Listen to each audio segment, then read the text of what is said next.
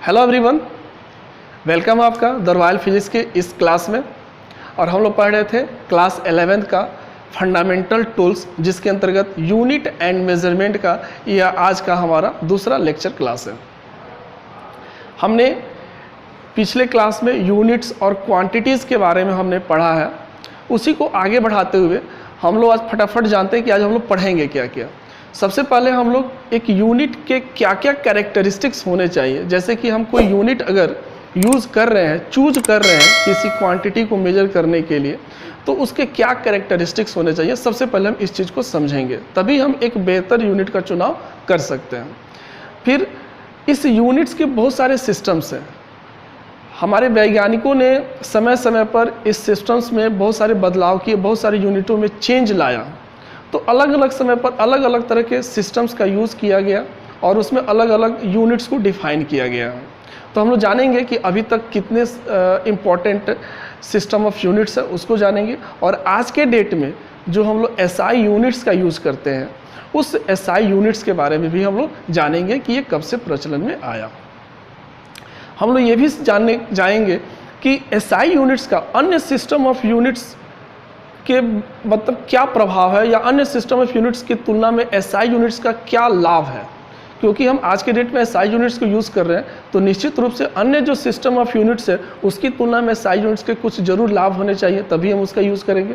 तो हम लोग इसको भी जानेंगे कि उसके एडवांटेजेस क्या क्या है एसआई यूनिट्स के। और फिर एसआई यूनिट्स को लिखने का हम लोग तरीका भी सीखेंगे कि एसआई यूनिट्स को कैसे हम लिखेंगे, उसके क्या रूल्स हैं कि जिसमें हमारी यूनिट्स को लिखने में कोई गलती नहीं हो।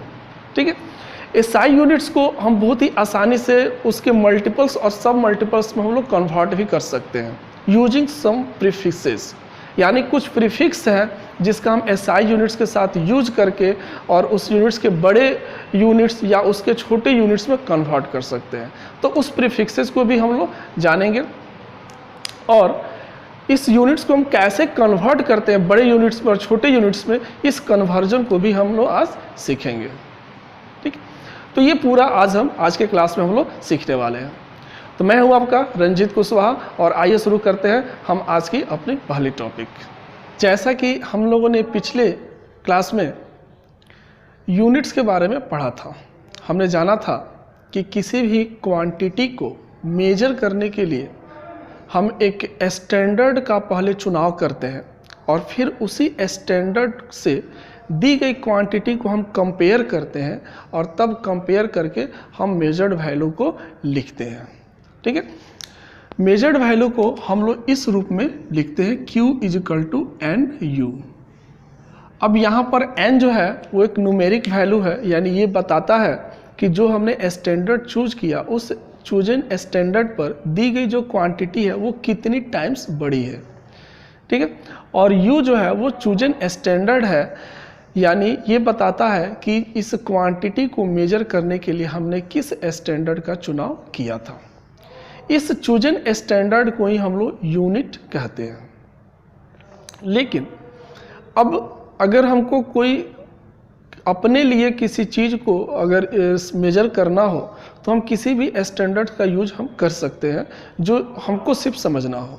लेकिन हमारे द्वारा जो मेजर्ड वैल्यू हो, अगर उस चीज़ को पूरी दुनिया को समझना हो तो हमको एक ऐसे स्टैंडर्ड का यूज़ करना होगा जो कि पूरी दुनिया उसको समझती हो और उसको जानती हो। तो इसलिए किसी भी यूनिट में जो कि एक विश्वव्यापी हो, उस यूनिट के कुछ कैरेक्टरिस्टिक्स होते हैं। वो कैरेक्टरिस्टिक्स अगर वो यूनिट जो हम यूज़ कर रहे हैं अगर वो कैरेक्टरिस्टिक्स को ओबे करता है तो एक अच्छा यूनिट माना जाएगा और पूरे वर्ल्ड में सभी लोगों द्वारा उसको यूज़ किया जाएगा। तो क्या क्या कैरेक्टरिस्टिक्स होने चाहिए? तो सबसे पहले उसका कैरेक्टरिस्टिक्स 1 नंबर जो है वो must be invariant with place and time. यानी जो भी हम स्टैंडर्ड चूज कर रहे हैं वो मस्ट बी इनवेरिएंट। इनवेरिएंट मतलब कि वो बदलाव नहीं होना चाहिए उसमें। किसके साथ? प्लेस और टाइम, यानी जगह जगह पर। मान लेते हैं कि इंडिया में कुछ और है, अमेरिका में कुछ और हो गया, ब्रिटेन में कुछ और हो गया, फ्रांस में कुछ और हो गया, ऐसा नहीं होना चाहिए। हर जगह पर वो सेम रहे वो यूनिट, और टाइम के साथ भी वो वैरी नहीं करना चाहिए।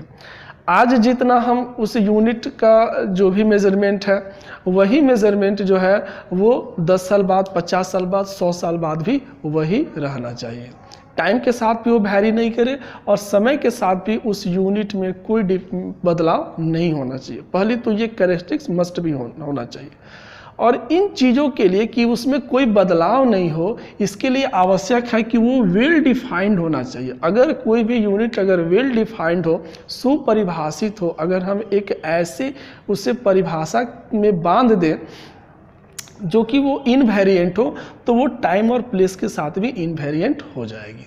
तो इसलिए वो एक वेल डिफाइंड होनी चाहिए, ये बहुत ही आवश्यक है। इसलिए हमारे वैज्ञानिकों ने जो भी एसआई यूनिट्स बनाए, उस एसआई यूनिट्स में सारी यूनिट्स को उन्होंने डिफाइन किया और वो इस तरह से डिफाइन किए गए हैं कि वो टाइम इनवेरिएंट है, यानी कितने साल बाद भी हो उसमें कोई परिवर्तन नहीं होने वाला है। ठीक है। दूसरा कि इजिली रिप्रोड्यूस्ड होना चाहिए। रिप्रोड्यूस्ड का मतलब क्या हुआ कि उसकी कॉपी बनाई जा सके। जैसे कि जो हम यूनिट यूज़ कर रहे हैं वो सिर्फ हमको तो यूज़ करना नहीं है, पूरे all over the world use करना है। बहुत सारे लोग उसको यूज़ करेंगे, तो सबके पास उसकी एक कॉपी होनी चाहिए। तो हमारा जो यूनिट है वो ऐसा होना चाहिए कि उसकी कॉपी हम आसानी से बना सके और सभी लोगों को दे सके, जिससे सभी लोग उसको यूज कर सके और उसमें कोई परिवर्तन नहीं होने चाहिए। कॉपी मतलब बिल्कुल हूबहू, कोई अंतर उसमें नहीं आना चाहिए। ठीक है। तो वो इजिली रिप्रोड्यूस्ड होना चाहिए। दूसरी, मस्ट बी इम्पेरिशेबल।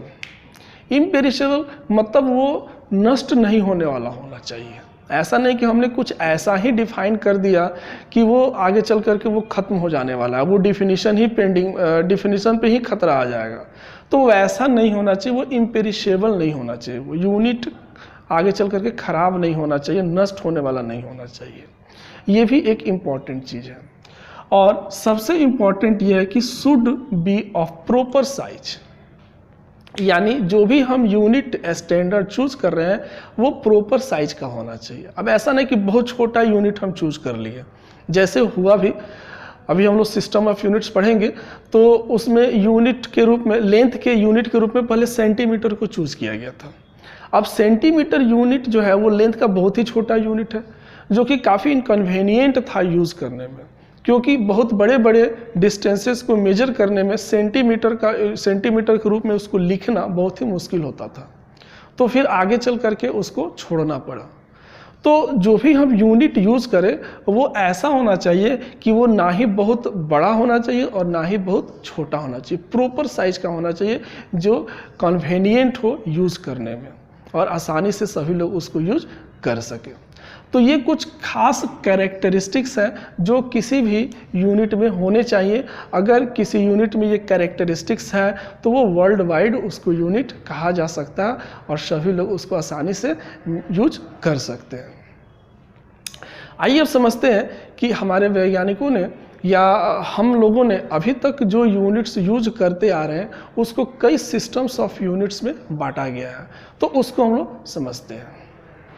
प्रारंभ में जितने भी कंट्रीज़ थे सभी कंट्रीज़ में क्वांटिटीज़ को मेजर करने के लिए अलग अलग तरह के स्टैंडर्ड या अलग अलग तरह के यूनिट्स का उपयोग किया जाता था।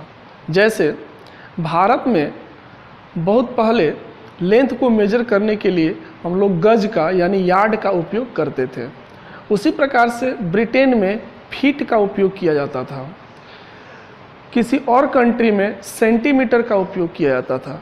तो अलग अलग कंट्री में अलग अलग तरह के यूनिट्स का उपयोग होता था। लेकिन जैसे जैसे ये कंट्री एक दूसरे के संपर्क में आने लगे, उनके बीच व्यापार बढ़ने लगा, तो ग्लोबली एक यूनिट की आवश्यकता महसूस की जाने लगी। यानी लोगों को ये लगा कि एक ऐसा यूनिट होना चाहिए जो कि पूरा वर्ल्ड वाइड यूज होना चाहिए, ताकि व्यापार में या साइंटिफिक रिसर्च में किसी तरह का कोई अंतर ना आए। तो इसी क्रम में सिस्टम ऑफ यूनिट्स का उदय हुआ। सबसे पहले 1832 में जर्मन के एक मैथमेटिशियन गॉस ने एक सिस्टम ऑफ यूनिट्स का सजेशन दिया और उस सिस्टम ऑफ यूनिट्स को गॉसियन सिस्टम ऑफ यूनिट्स कहा गया। उस सिस्टम ऑफ यूनिट्स के अनुसार लेंथ को जो है वो मिलीमीटर में, मास को मिलीग्राम में और टाइम को सेकंड में मेजर करने का सुझाव उन्होंने दिया। लेकिन ये यूनिट बहुत ही छोटे छोटे थे, इसलिए इसमें आगे चल करके सुधार किया गया।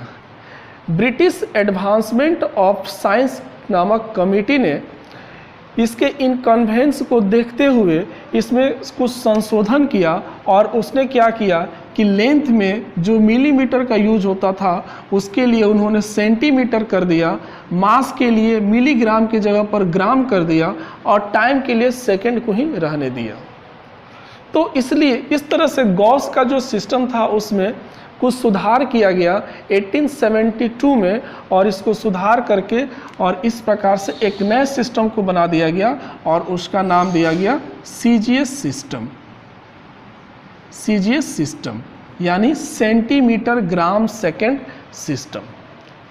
और ये सिस्टम बहुत दिनों तक चला भी, पर इस सिस्टम में भी जो यूनिट चूज किए गए थे वो बहुत ही छोटे छोटे यूनिट थे और काफ़ी इनकन्वीनियंट थे। यानी कि अगर लंबे लंबे लेंथ को मेजर करना हो तो उसे सेंटीमीटर में मेजर करना और उसे फिर लिखना ये एक कठिन काम था। मास को भी ग्राम में मेजर करना भी एक कठिन काम था। तो इसके इनकन्वीनियंस को देखते हुए इस यूनिट्स की उपयोगिता धीरे धीरे कम होने लगी, परंतु फिर भी इसका महत्व बहुत ही अधिक है क्योंकि इसके बहुत सारे यूनिट्स का उपयोग आज भी किया जाता है। तो जैसे ही इसकी यूनिट्स की उपयोगिता कम होने लगी तो तुरंत ब्रिटेन की एक इंजीनियरिंग सिस्टम थी, उस ब्रिटेन की इंजीनियरिंग सिस्टम को अपना लिया गया। उस ब्रिटेन की इंजीनियरिंग सिस्टम का नाम था एफपीएस सिस्टम। एफपीएस सिस्टम,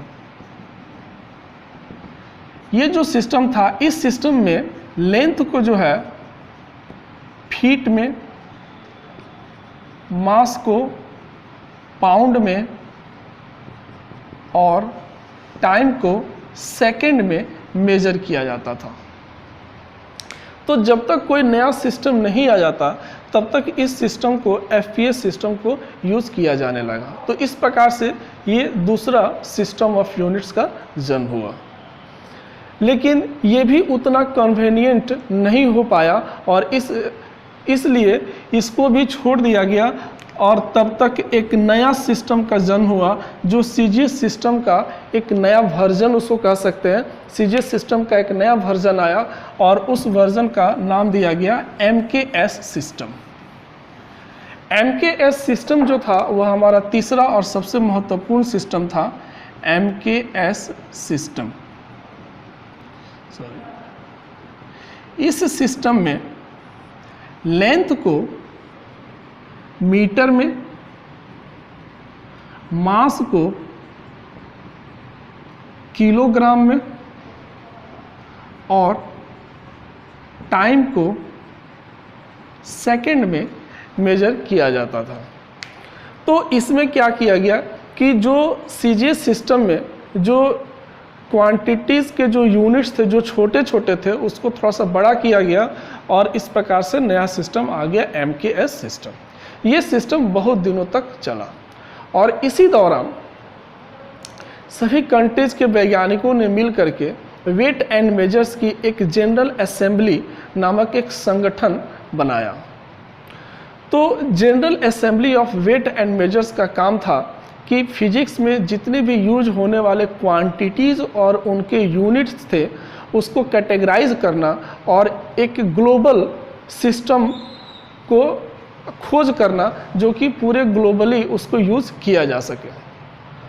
इसी दौरान 1972 में 14th conference of general assembly of weight and measures, general assembly of weight and measures के 14th कॉन्फ्रेंस द्वारा एक नए सिस्टम का उदय हुआ और उसका नाम दिया गया एसआई यूनिट्स। इसका पूरा नाम है international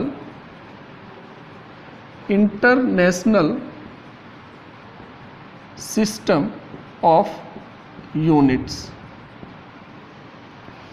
international system of units जो है ये 14वें वेट एंड मेजर्स के जनरल असेंबली द्वारा प्रचलन में आया 1972 में, और ये पूरा आज के डेट में पूरे ग्लोबली इसको यूज़ किया जाता है। इसने क्या किया कि जितने भी फिजिक्स में क्वांटिटी यूज्ड होते थे उन सभी क्वांटिटी को उसने 3 कैटेगरी में बांट दिया। उन्होंने पाया क्या कि कुछ क्वांटिटीज़ ऐसे हैं जो इंडिपेंडेंट है और इसलिए उनका उन्होंने एक अलग कैटेगरी बनाया और उसका उन्होंने नाम दिया फंडामेंटल और बेस क्वांटिटीज़, और उसमें उन्होंने मात्र 7 क्वांटिटीज़ को रखा, मात्र 7 क्वांटिटीज़ जो कि फंडामेंटल क्वांटिटीज़ कहलाए, जिसके बारे में हम लोगों ने पीछे क्लास में पढ़ा है। फिर उन क्वांटिटीज़ से दूसरे जो भी क्वांटिटीज़ ऑब्टेन किए जाते थे, डिराइव किए गए, उन क्वांटिटीज़ को नाम दे दिया गया डिराइव्ड क्वांटिटीज़। तो उन 7 के अतिरिक्त बाकी जो क्वांटिटीज़ थे वो डिराइव्ड क्वांटिटीज़ कहे गए। तो सबसे पहला जो था वो था फंडामेंटल क्वांटिटीज़, SI यूनिट्स में जो डिफाइन किया गया फंडामेंटल क्वांटिटीज़ और एंड उसके यूनिट्स हो गए। ठीक है, ये ओनली 7 थे, ओनली 7 साथ ही थे। बाकी दूसरा हो गया derived quantities and their units. तो ये जो डिराइव्ड क्वांटिटीज है इसके बारे में हम लोग पिछले क्लास में पढ़ा हुआ। ये डिराइव्ड क्वांटिटीज़ है, ये फंडामेंटल क्वांटिटीज से ही प्राप्त होते हैं और इनके जो यूनिट्स है वो भी फंडामेंटल यूनिट से ही प्राप्त होते हैं। तो 7 फंडामेंटल क्वांटिटीज़ हो गए और उनसे बाकी जो भी क्वांटिटीज़ बचते हैं वो डिराइव्ड क्वांटिटीज़ के अंतर्गत आते हैं। लेकिन उन्होंने एक और कैटेगरी बनाया और उसका नाम दे दिया सप्लीमेंट्री क्वांटिटीज़,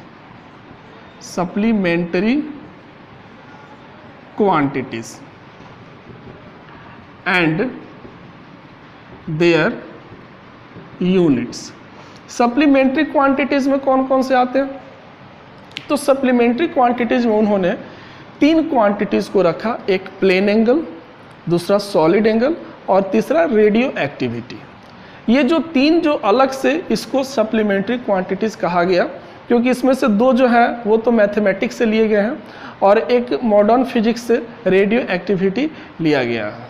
ठीक है, तो इसको हम लोग फंडामेंटल में न रह करके इसको सप्लीमेंट्री क्वांटिटीज़ में रखा गया, जिसका यूज हम लोग फिजिक्स में अलग से करते हैं।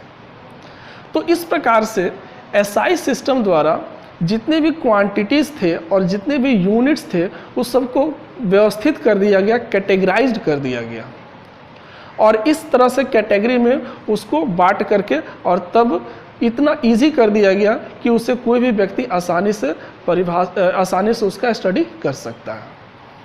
इतना ही नहीं हुआ बल्कि इस जो भी फंडामेंटल क्वांटिटीज़ थे और सप्लीमेंट्री क्वांटिटीज़ थे, इसके जो यूनिट्स थे उसके यूनिट्स को भी डिफाइन किया गया। जैसे लेंथ जो है फंडामेंटल क्वांटिटीज़ है और लेंथ के बहुत सारे यूनिट्स थे, जैसे मीटर भी था, फुट भी था, यार्ड भी था, बहुत तरह की यूनिट्स थे।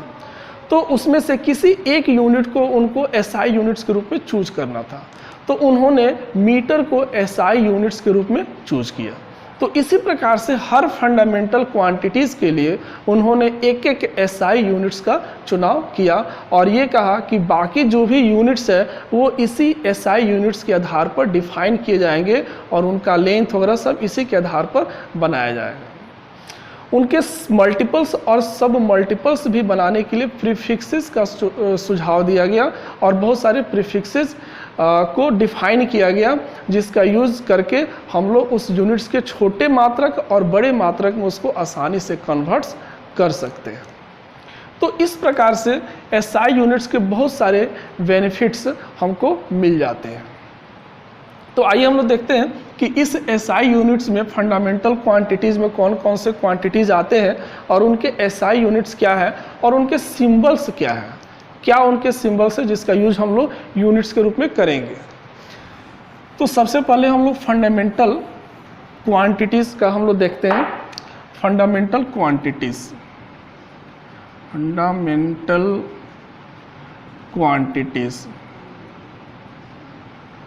और ये होगा उसके यूनिट और ये उसका सिंबल।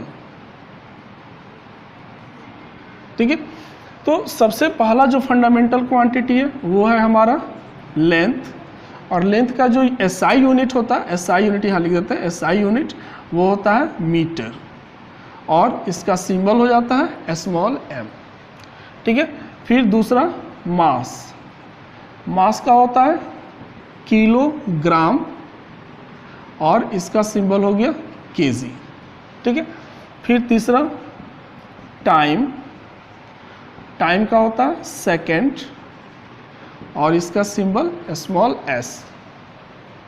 चौथा टेम्परेचर, टेम्परेचर का हो गया केल्विन, और इसका सिंबल K। पांचवा इलेक्ट्रिक करंट, और इसका यूनिट हो गया एम्पियर, और इसका सिंबल A। छठा लुमिनस इंटेंसिटी, लुमिनस इंटेंसिटी, और इसका यूनिट हो गया कैंडेला, और सिंबल हो गया CD। सातवां amount of substance, amount of substance, और इसका यूनिट हो गया मोल, और इसका सिंबल हो गया MOL। तो ये 7 जो फंडामेंटल क्वांटिटीज़ या बेस क्वांटिटीज़ कहे जाते हैं, जो कि SI सिस्टम में इसको डिफाइन किया गया है। तो ये 7 क्वांटिटीज़ हो गए, और ये उसके यूनिट्स हो गए, और ये उनके सिंबल्स हो गए। SI यूनिट्स में ये जितने भी यूनिट्स आते हैं, इन सारे यूनिट्स को डिफाइन भी किया गया है कि कितने लेंथ को हम 1 मीटर मानेंगे। अब ऐसा नहीं कि हमने 1 मीटर इतना बड़ा बना लिया और किसी ने और बड़ा बना लिया और किसी ने छोटा बना लिया, तो ऐसा नहीं है। उसमें क्या किया गया है कि हर यूनिट को डिफाइन किया गया, और वो डिफिनीशन ऐसा है कि वो टाइम इनवेरिएंट है, प्लेस इनवेरिएंट है, इजली रिप्रोड्यूसेबल है, यानी कि किसी यूनिट के जो भी कैरेक्टरिस्टिक्स होने चाहिए वो सारे कैरेक्टरिस्टिक्स को ये फुलफिल करते हैं।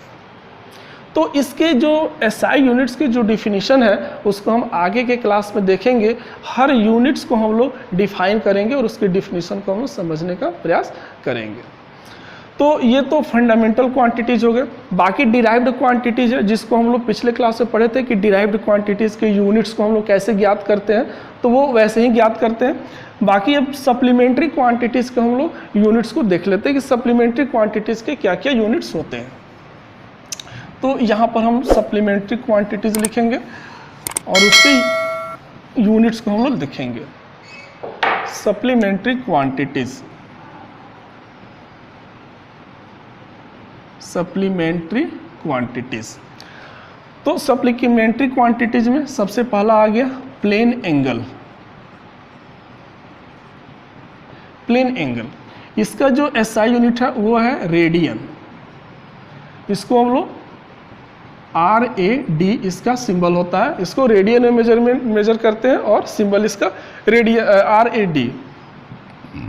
दूसरा सॉलिड एंगल, इसको हिंदी में लोग घन कोण कहते हैं। इसका एस्टेरेडियन, एस्टेरेडियन, और इसका सिंबल हो जाता है SR। ठीक है। और तीसरा जो है वो है रेडियो एक्टिविटी। इसका जो यूनिट होता है वो होता है क्यूरी, और इसको हम लोग सिंबल होता है CI। तो ये 3 सप्लीमेंट्री क्वांटिटीज़ के अंतर्गत आते हैं। प्लेन एंगल जिसका unit radian, symbol RAD, solid angle unit steradian, symbol SR, और रेडियो एक्टिविटी इसका यूनिट क्यूरी और सिंबल CI। इसके भी यूनिट्स को डिफाइन किया गया कि कितने एंगल को 1 रेडियन कहेंगे, कितने एंगल को 1 एस्टेरेडियन कहेंगे, कितनी एक्टिविटी होगी तो वो 1 क्यूरी कहा जाएगा। इन सारी चीज़ों को SI रूप से डिफाइन किया गया है। तो इनके भी डिफिनीशन को हम लोग आगे के क्लास में पढ़ेंगे। ठीक है। तो ये जो SI यूनिट्स थे, ये SI यूनिट्स जब से प्रचलन में आया तो एक तो क्वांटिटीज़ का स्टडी आसान हो गया, उसका करेक्टराइजेशन कैटेगरी उसकी बन जाने से, यूनिट्स की कैटेगरी बन जाने से उसकी स्टडी आसान हो गई। दूसरी कि इसके जो SI यूनिट्स थे इसमें बहुत सारे जो पिछले सिस्टम ऑफ यूनिट्स थे उसके भी बहुत सारे फीचर्स, बहुत सारे लाभ इसमें हमको मिलते हैं।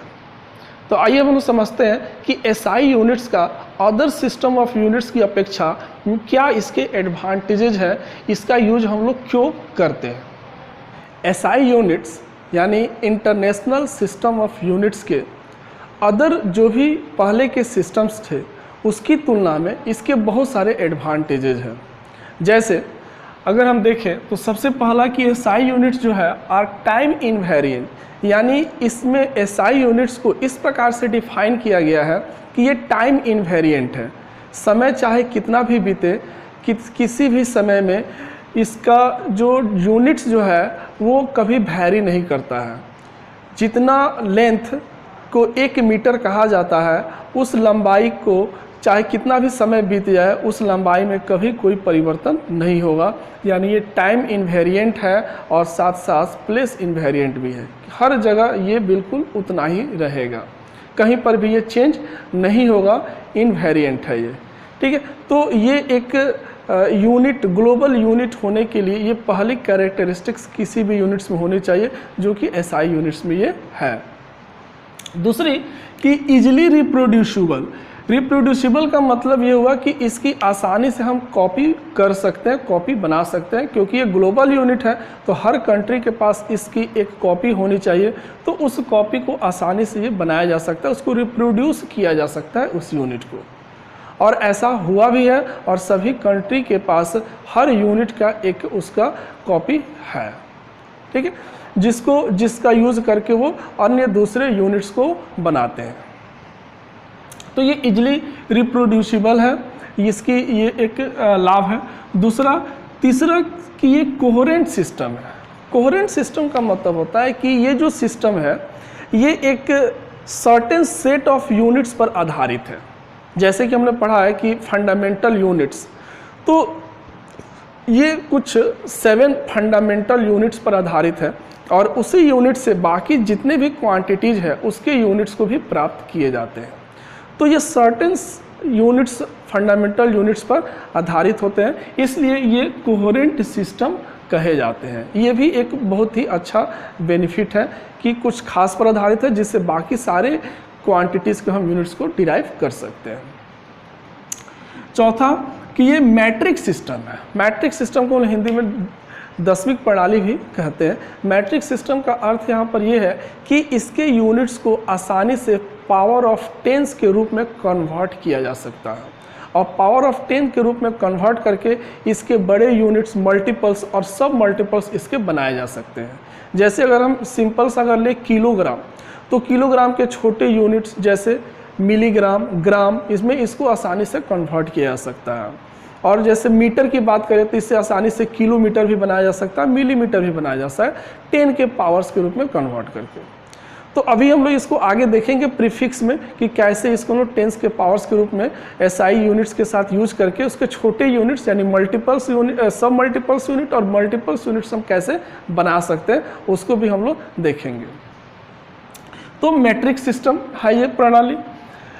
पांचवी की easily converted into CGS system. SI system के यूनिट्स को आसानी से हम लोग CGS सिस्टम में भी कन्वर्ट कर सकते हैं।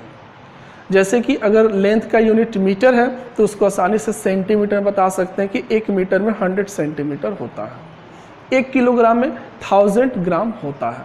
तो आसानी से हम लोग इस यूनिट को CGS सिस्टम में भी कन्वर्ट कर सकते हैं, या CGS सिस्टम के यूनिट को आसानी से SI सिस्टम में कन्वर्ट करके लिखा जा सकता है।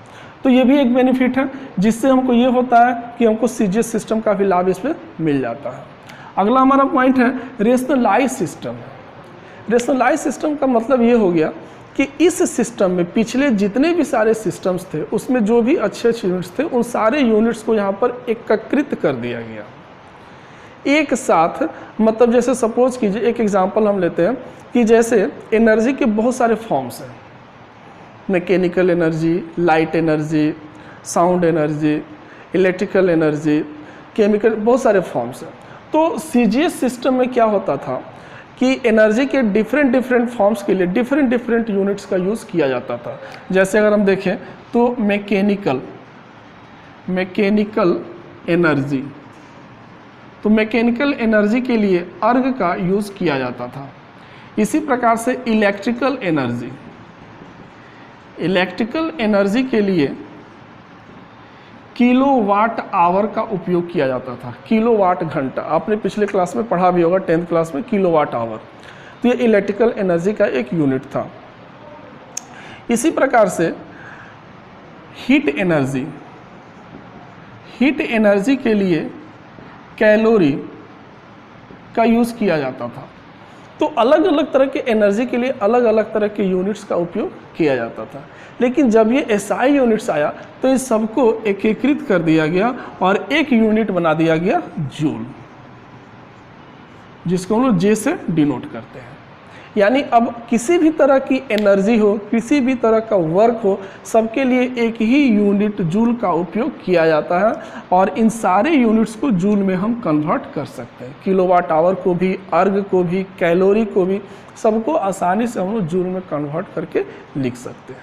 तो ये एक रेशनलाइज सिस्टम हो गया, यानी बहुत सारे यूनिट्स से का यूज करने से हम बच जाते हैं। इसमें एक तरह के क्वांटिटीज़ के लिए एक ही यूनिट का उपयोग की सलाह दी गई है। जैसे एनर्जी के लिए एक ही यूनिट, ठीक है। किसी भी तरह की क्वांटिटी हो तो उसके लिए एक ही यूनिट का यूज़ हम लोग यहाँ पर करते हैं। तो ये एक रेशनलाइज्ड सिस्टम भी कहा जाता है। तो ये सब इतने सारे बेनिफिट्स हैं एसआई यूनिट्स के। इसके मल्टीपल सब मल्टीपल्स आसानी से हम 10th के पावर में लिख सकते हैं, जिसको आगे हम लोग अभी देखेंगे कि प्रीफिक्स का यूज़ करके हम उसको कैसे कर सकते हैं। लेकिन इस एसआई यूनिट्स का लाभ हमको तभी मिल पाएगा जब उसको सही हम लिखें। यानी अगर हम कोई मेज़रमेंट कर रहे हैं और मेज़रमेंट करने के बाद हम उसको वैल्यू को हम उसके यूनिट्स के साथ लिखते हैं, तो हमको सही उसका यूनिट्स लिखने आना चाहिए। कि यूनिट्स में अगर मान लेते हैं कि बहुत सारे क्वांटिटीज़ हैं और यूनिट्स का उसमें मल्टीप्लिकेशन है, डिवीज़न है, तो कैसे हम उस यूनिट्स को लिखेंगे कि वो सही यूनिट्स माना जाएगा। आइए हम लोग उसको देखते हैं कि यूनिट्स को हम कैसे सही लिख सकते हैं, उसके क्या रूल्स हैं। सबसे पहला जो रूल है वो ये है कि अगर किसी भी यूनिट का अगर हम पूरा नाम लिख रहे हैं, पूरा नाम, ठीक है, जैसे मीटर, किलोग्राम, तो पूरा नाम लिख रहे हैं तो हमेशा अंग्रेजी के छोटे अक्षरों में ही लिखेंगे, इंग्लिश के स्मॉल लेटर से ही लिखेंगे। जैसे हम लोग को लिखना होगा मीटर, तो ऐसे लिखेंगे, इसको नॉट मीटर ऐसे नहीं लिखेंगे। किलोग्राम तो स्मॉल से ही लिखेंगे।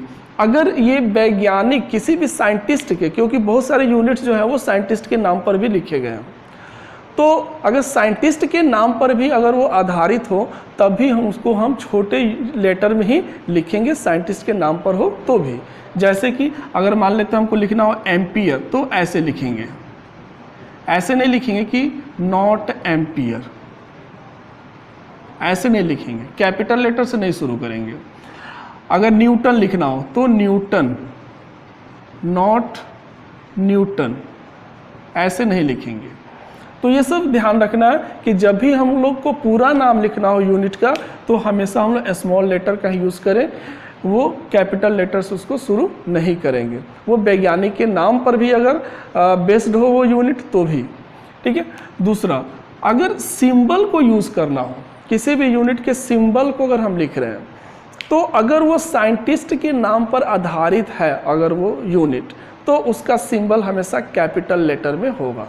जैसे कि अगर हम लोग लिखना चाहते हैं न्यूटन, तो एन लिखेंगे किसके लिए, फॉर न्यूटन, न्यूटन के लिए हम लोग कैपिटल एन यूज़ करेंगे। जूल, फॉर जूल, ठीक है। इसी प्रकार से केल्विन, फॉर केल्विन, तो इस तरह से हम लोग यूज़ करेंगे। लेकिन अगर मीटर तो एम, फॉर मीटर, तो इस प्रकार से हम लोग स्मॉल एम का यूज़ करेंगे। सेकेंड के लिए भी स्मॉल एस का यूज़ हम लोग करते हैं, जैसे एस फॉर सेकेंड। तो इस प्रकार से हम लोग स्मॉल लेटर का ही यूज़ अगर वो वैज्ञानिक के नाम पर आधारित नहीं है तो हम लोग स्मॉल लेटर का यूज़ करेंगे सिंबल के लिए, और अगर वो वैज्ञानिक के नाम पर आधारित है तो हम लोग यहाँ पर कैपिटल लेटर का यूज़ करेंगे उसके लिए। ठीक है। तीसरा जो सबसे इम्पॉर्टेंट है वो है कि कभी भी यूनिट्स का प्लूरल नहीं बनता है।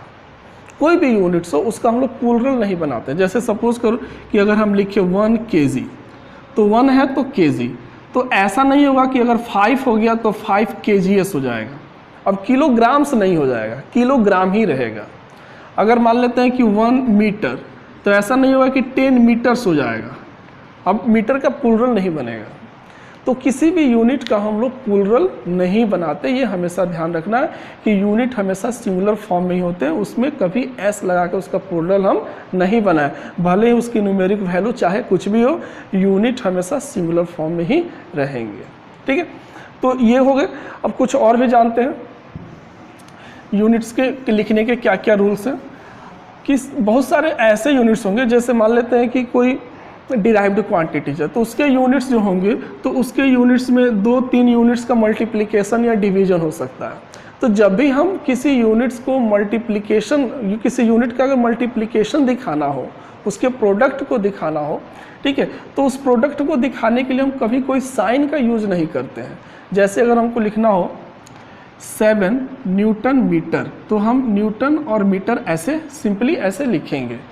ठीक है। यहाँ पर थोड़ा सा हम स्पेस देंगे, न्यूमेरिक वैल्यू और यूनिट के बीच थोड़ा सा स्पेस देंगे, न्यूटन और मीटर को एक साथ लिखेंगे। इसको कभी हम ऐसे नहीं लिखेंगे कि न्यूटन इंटू मीटर, ठीक है, या ऐसे भी नहीं लिखेंगे नॉट न्यूटन और ऐसे मीटर, ऐसा कभी नहीं लिखेंगे। ठीक है। हम जैसे सिंपली 2 लेटर को लिखते हैं वैसे ही लिखेंगे और उसके बीच कोई साइन पुट नहीं करेंगे। तो इस तरह से मल्टीप्लिकेशन को हम लोग दर्शाते हैं।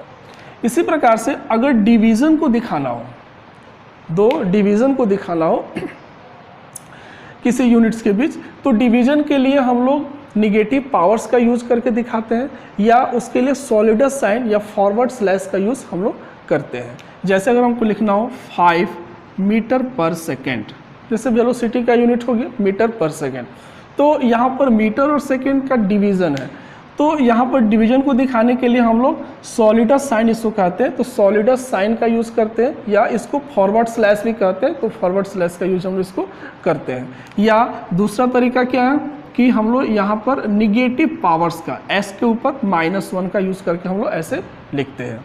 जैसे अगर हम लिखते हैं 10 मीटर पर सेकेंड स्क्वायर, तो ऐसे लिख सकते हैं, या 10 मीटर और निगेटिव पावर्स का यूज़ करके ऐसे हम इसको दिखाएंगे। ठीक है। कभी कभी ऐसा भी होता है कि एक ही यूनिट में 2-2 डिवीजन होते हैं। ठीक है। तो अब जहाँ पर भी ऐसा हो कि एक ही यूनिट में अगर 2 डिवीजन हो, तो वहाँ पर हम 2 सॉलिडस साइन का यूज नहीं कर सकते हैं।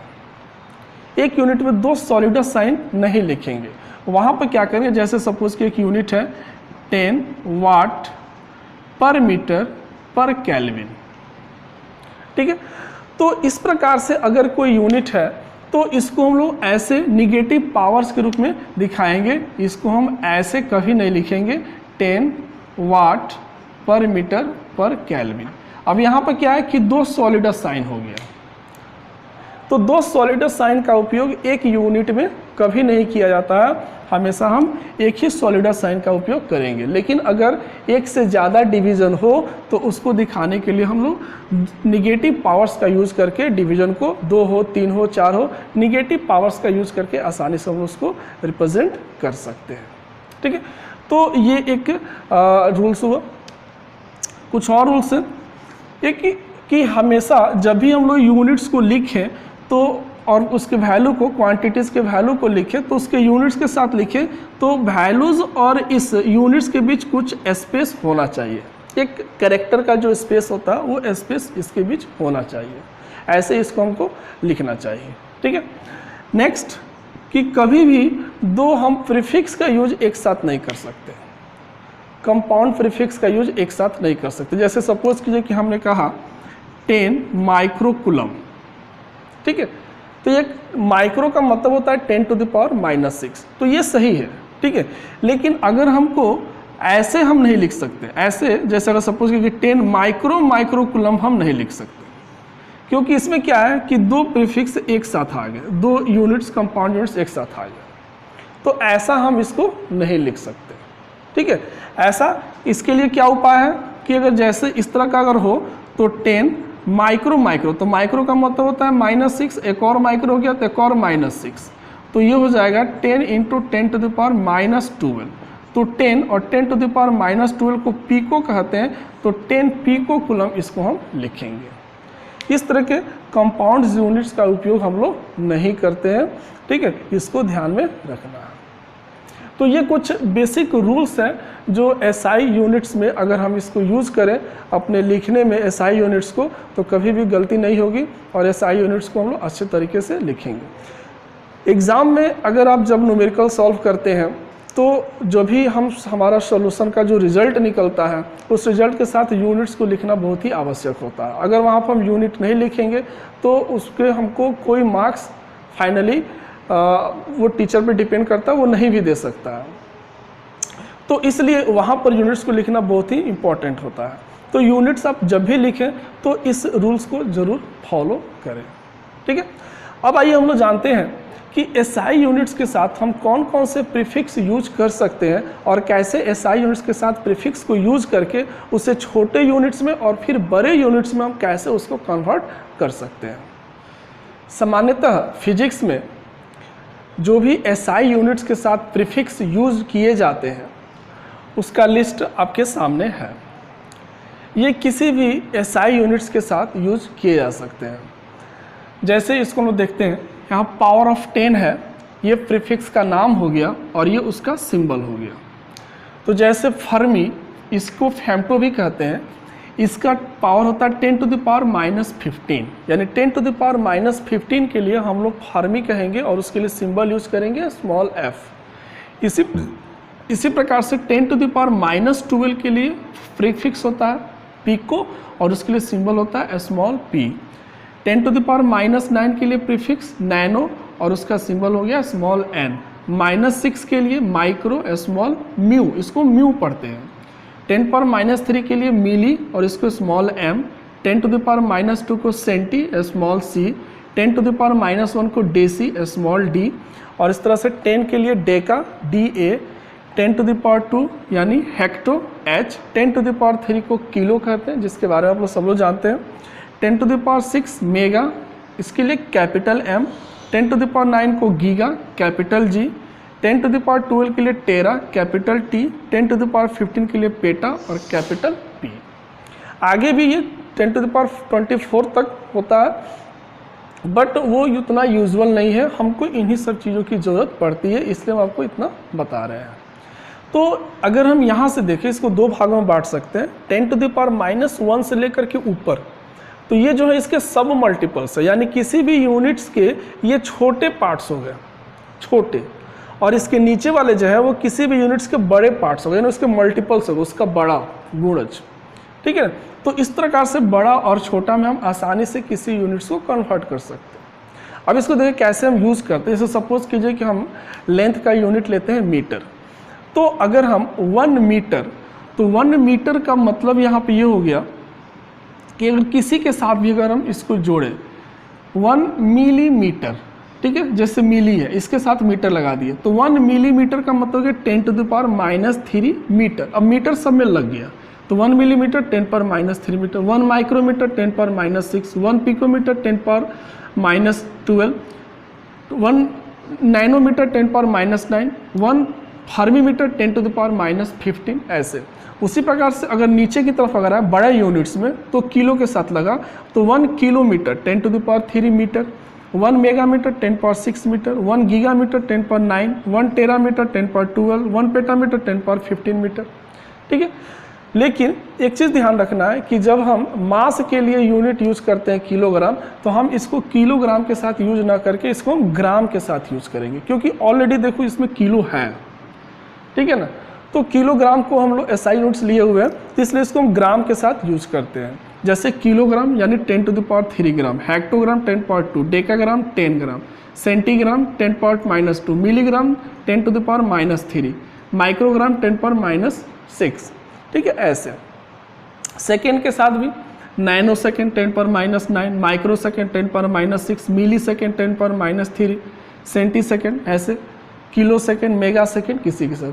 कंप्यूटर में जो हम लोग मेमोरी को जो यूज़ करते हैं, ठीक है, उस मेमोरी का जो यूनिट होता है उसको हम लोग बाइट में मेजर करते हैं, तो बाइट के साथ भी उसको यूज़ कर सकते हैं। जैसे किलो बाइट तो 10⁻³ byte, megabyte 10⁻⁶, gigabyte 10⁻⁹, terabyte 10⁻², petabyte 10⁻15।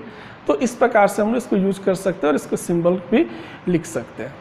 तो किसी भी SI यूनिट्स के साथ इसको यूज करके इसके बड़े और छोटे मात्रकों में उसको आसानी से हम लोग कन्वर्ट कर सकते हैं। जैसे सपोज कीजिए कि अगर हमको कहा जाए कि 1.5 × 10⁻⁻15 मीटर, ठीक है, तो 1.5 × 10⁻⁻15 मीटर को हम लोग सीधा क्या लिख सकते हैं, 1.5 फर्मी मीटर, क्योंकि 10⁻⁻15 को हम लोग फर्मी कहते हैं और इसके लिए सिंबल F होता है, तो आसानी से इसको हम लोग इसकी जगह पर फर्मी का यूज़ कर लेंगे तो 1.5 फर्मी मीटर हो जाएगा। इसी प्रकार से अगर कहा जाए 3000 मीटर, ठीक है, तो इसको हम लोग सिंपल शब्दों में कैसे कन्वर्ट कर लेंगे, 3 × 10⁻³ मीटर लिख सकते हैं इसको। तो 3 × 10 जब 3 लिखेंगे तो 3 और 10⁻³ मीटर, तो 10⁻³ को हमने क्या कहते हैं, किलो कहते हैं, तो इसके जगह पर किलो यूज कर लेंगे तो ये हो जाएगा 3 किलोमीटर। तो इस तरह से हम लोग यूनिट्स को कन्वर्ट करते हैं, ठीक है। और भी चलिए एग्जांपल हम लेते हैं, बहुत सारे एग्जांपल हम ले सकते हैं। जैसे अगर कहा जाए 9000 किलोबाइट KB, 9000 किलोबाइट, अब ये किलोबाइट है, तो हमने क्या किया 9 और सबसे पहले ये जो वैल्यू है ना इसको साइंटिफिक मेथड में हम इसको कन्वर्ट करेंगे। साइंटिफिक नोटेशन आपको आता ही होगा कि पहले साइंटिफिक नोटेशन में उसको ऐसे लिखते हैं A × B और तब उसके पावर जो होता है हम M या कुछ भी देते हैं, सॉरी A × 10⁻B, ऐसे इस फॉर्म में। तो ये साइंटिफिक नोटेशन कहा जाता है यहाँ पर, और 10 का पावर में ये कन्वर्ट हो जाता है। तो इस फॉर्म में सबसे पहले हम उसको कन्वर्ट करेंगे।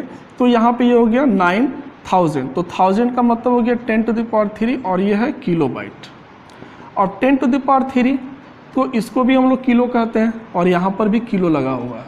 तो अब किलो को 2 बार यूज नहीं कर सकते, हमने रूल्स में बताया है कि 2 प्रीफिक्स को एक साथ हम यूज नहीं कर सकते हैं। तो इसका क्या सोल्यूशन है, तो 9 × 10⁻³ और किलो का भी मतलब हो गया 10⁻³, तो ये हो गया 9 × 10⁻6 बाइट।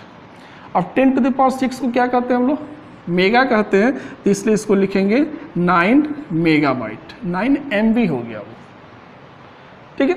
तो इस तरह से ये कन्वर्ट हो गया। तो ये है सभी ऊपर के छोटे यूनिट्स किसी भी SI यूनिट के, और नीचे वाले सभी बड़े यूनिट्स हैं।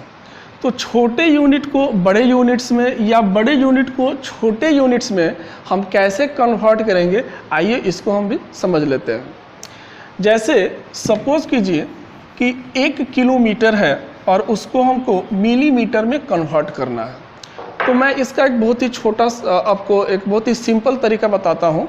आपको बस प्रीफिक्स का ये जो पावर ऑफ 10 है इसको याद रखना है और उसका नाम क्या है, बस इसको याद रखना, ये टेबल आपको याद रहेगा। तो कभी भी किसी भी यूनिट को छोटे या बड़े में कन्वर्ट करना हो तो आप आसानी से कर सकते हैं। जैसे सपोज कीजिए कि आपको कन्वर्ट करना है 1 किलोमीटर को हमको मिलीमीटर में, ठीक है। तो आप देख लीजिए कि 1 किलोमीटर का मतलब हो गया 10⁻³ मीटर, मतलब इसको हम पहले मीटर में कन्वर्ट कर लेंगे दोनों को। और मिलीमीटर का मतलब है 10⁻³ मीटर, मतलब इसको याद रखना है कि किस प्रीफिक्स का वैल्यू कितना होगा। मिली का 10⁻³ किलो का 10⁻³। अब किलो को हमको मिली में कन्वर्ट करना है, तो हम क्या करेंगे, जिसको कन्वर्ट करना है तो 10⁻³ को कन्वर्ट करना है किस में, मिली में, तो मिली के पावर को इसमें से माइनस कर देंगे। तो मिली का पावर है मिली का पावर -3 है, तो -3 को इसके पावर में से माइनस करेंगे तो यहाँ माइनस का चिन्ह लगेगा, तो ये हो जाएगा माइनस माइनस प्लस, तो 10⁻6। दैट मीन्स कि 1 किलोमीटर का जो वैल्यू हो गया वो 10⁻6 मिलीमीटर हो जाएगा। ये हो गया कि आप इसको ट्रिक हो गया जिसको कि आप आसानी से इसको कन्वर्ट कर सकते हैं। नहीं तो बाकी तो आपका लॉन्ग मेथड है, इसका फिर वैल्यू लिखेंगे और फिर उसको मीटर में कन्वर्ट करके तब उसको कन्वर्ट करेंगे तो लॉन्ग मेथड हो जाएगा। लेकिन ये आपके लिए एक ट्रिक हो गया।